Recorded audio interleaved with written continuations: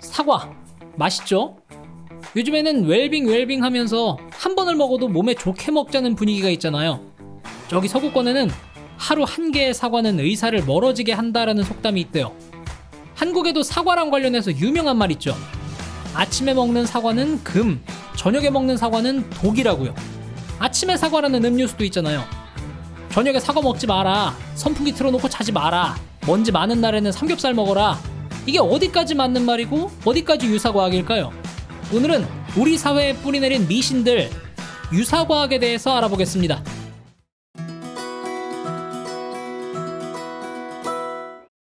먼저 오프닝에서 건드려본 사과부터 봅시다. 우선 아침에 사과를 먹는 건 좋아요.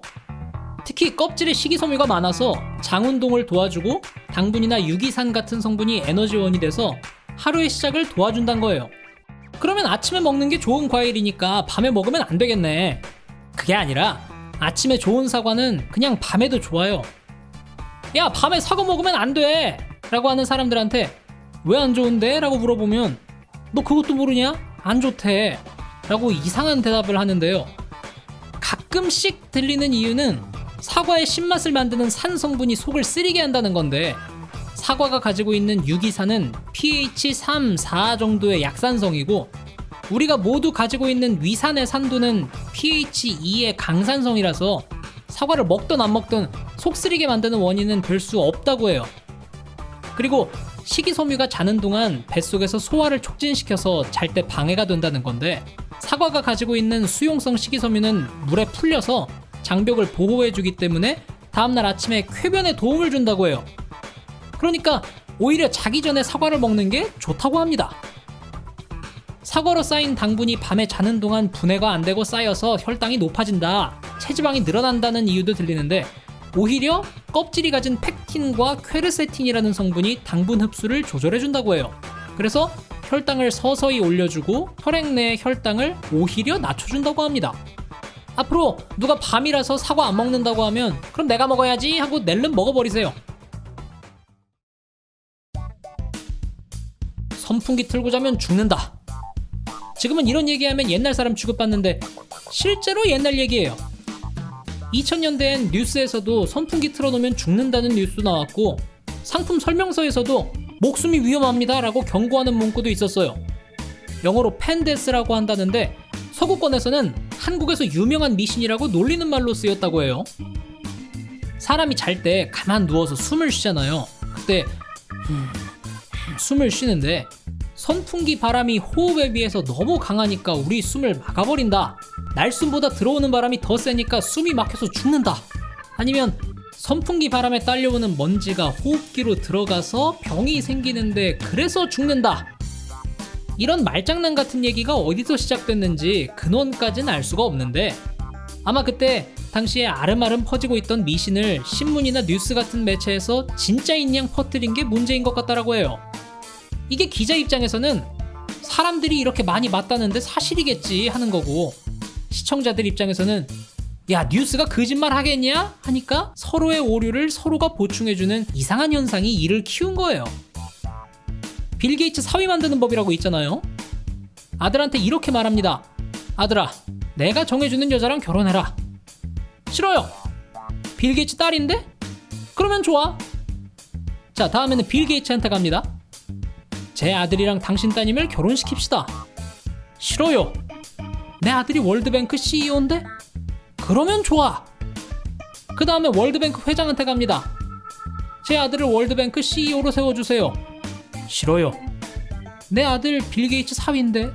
그러면 좋아. 이렇게 잘못된 오류들이 서로의 논리를 보충해주면서 서로 사실인 양 만드는 그런 얘기인데요. 유사과학들이 되게 이렇다고 해요. 애초에 잘못된 논문을 씁니다. 그리고 다른 잘못된 논문에서 그 논문을 근거로 써요. 근거부터가 잘못된 건데 잘못된 근거를 진짜인 양 끌어다 써서 설득력을 높이는 거예요. 사실 죄다 틀렸는데. 커뮤니티 DC에서는 선풍기가 산소를 빨아들이고 이산화탄소를 내보내서 죽는 거 아니냐라고 누가 글을 썼는데, 진짜 그렇게 믿는 건 아니겠죠? 여러분은 선풍기 틀고 잤다가 죽은 사람 본 적 있나요? 아, 이렇게 죽을 수는 있겠네요.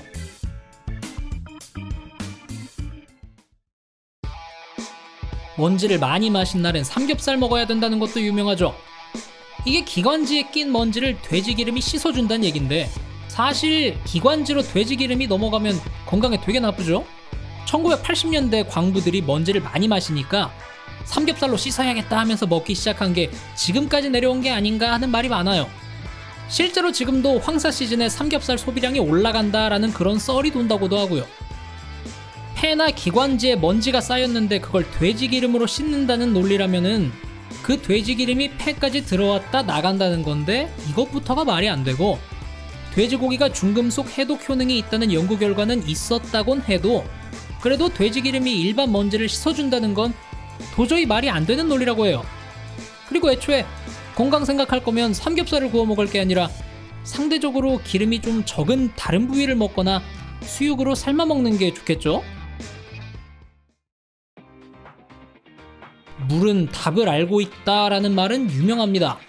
이 말을 긍정적인 느낌으로 읽으면 물이 좋다라는 것 같고, 또 부정적인 느낌으로 보면 물이 나쁘다 하는 것 같아요.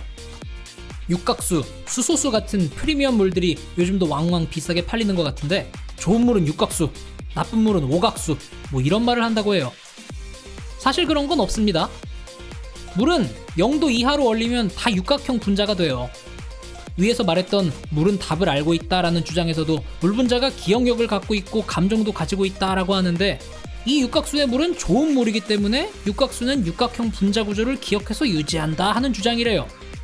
아니 무슨 뾰족한 칼은 날카롭다 하는 것처럼 너무 당연한 소리를 되게 신기한 지식인 것처럼 순진한 사람들을 선동해서 팔아먹는 상술이죠. 근데 이게 90년대 중반까지는 지금 이름만 들어도 다 아는 대기업 삼성, LG, 대우 같은 대기업들도 육각수 마케팅하면서 전자제품 팔아먹었을 정도로 전 국민이 속았어요.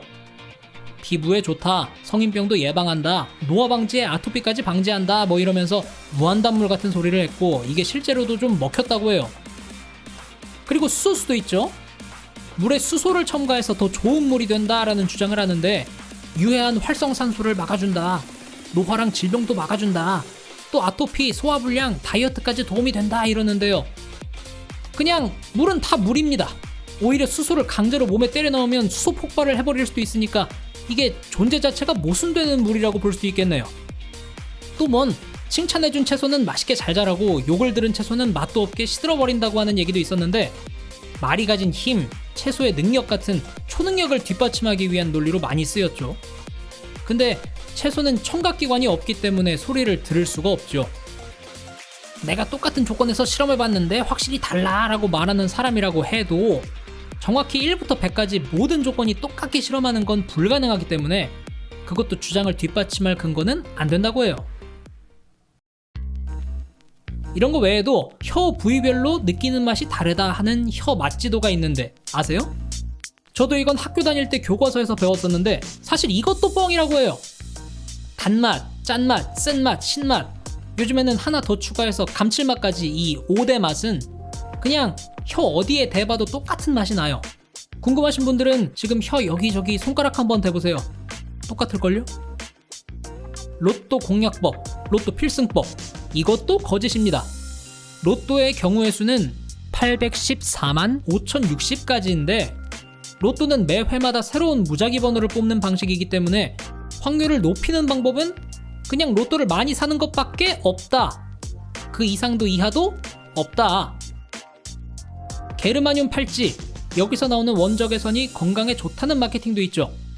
항상 뭐 혈액순환이 좋아졌다, 피로가 풀린다 같은 경험담이 꼭 따라와요. 이것도 뻥입니다. 게르마늄, 원적외선이라는 말이 뭔가 있어 보이는 과학용어 같은데 사실 피부 1mm도 못 뚫고 들어오고 팔찌, 반지, 장판 같은 곳에서 원적외선을 받는다고 해도 몸에는 아무 이상이 없다고 합니다. 그렇게 원적외선을 쐬고 싶으면 그냥 밖에 나가서 태양빛을 좀 쐬는 게 수십 배는 더 많이 쐴 수 있다고 해요. 유사과학과 비슷하게 영어로 정크 사이언스, 한국말로 번역하면 쓰레기 과학이라고 부를 수 있는 미신들도 있는데 유사과학이랑 똑같은 뜻으로 쓰이거나 그것보다 더 나쁜 하위 개념으로도 쓰는 말이라고 해요. 쓰레기 과학! 지구온난화를 부정한다거나 지구 평평설, 혈액형별, 성격, 수맥이나 검증 안 된 민간요법 등으로 이익을 추구하는 형태가 쓰레기 과학의 예인데요. 이게 진짜 나쁜 게 쓰레기 과학의 피해자들이 대부분 건강이나 재물로 피해를 보는 사람들이 많아요. 엉터리 민간요법에 의지했다가 치료 시기를 놓치기도 하고 또 땅을 사거나 아니면 누군가를 위해서 선물을 샀는데 사실 쓰레기 과학 때문에 전혀 가치가 없는 걸 비싼 값에 사버리는 경우도 많죠. 요즘은 인터넷, 특히 유튜브로 유사과학들을 검증할 수 있는 방법들이 좀 많은데 이런 쓰레기 과학들은 주로 이런 분야를 잘 모르는 어르신들이나 순진한 사람들이 피해자가 될 때가 많아요. 이 사람들은 자기들 믿고 물건을 팔아줬는데 오히려 여기다 뒤통수를 후려쳐가지고 돈도 뜯어내고 심하게는 목숨까지 위태로운 상황이 된단 말이에요. 이런 거나 좀 법적으로 강하게 단속하고 잡았으면 좋겠는데 2022년에도 아직도 유사과학으로 사기당하는 사람들이 많은 게 참 답답하지요. 유사과학을 믿는 건 부끄러운 일이 아닙니다. 예전엔 뉴스에서도 선풍기 틀어놓으면 죽을 수도 있다고 했는데요 뭐. 그냥 내가 알고 있던 게 사실 유사과학이었다는 걸 알았으면 그 순간부터 틀렸다는 걸 인정하면 되는 거니까 현실을 부정하면서까지 억지로 비과학적인 곳에다가 시간과 돈을 낭비하지 않는 게 좋을 것 같습니다. 긴 이야기 들어주셔서 감사드리고요. 오늘의 이야기는 여기까지입니다. 감사합니다.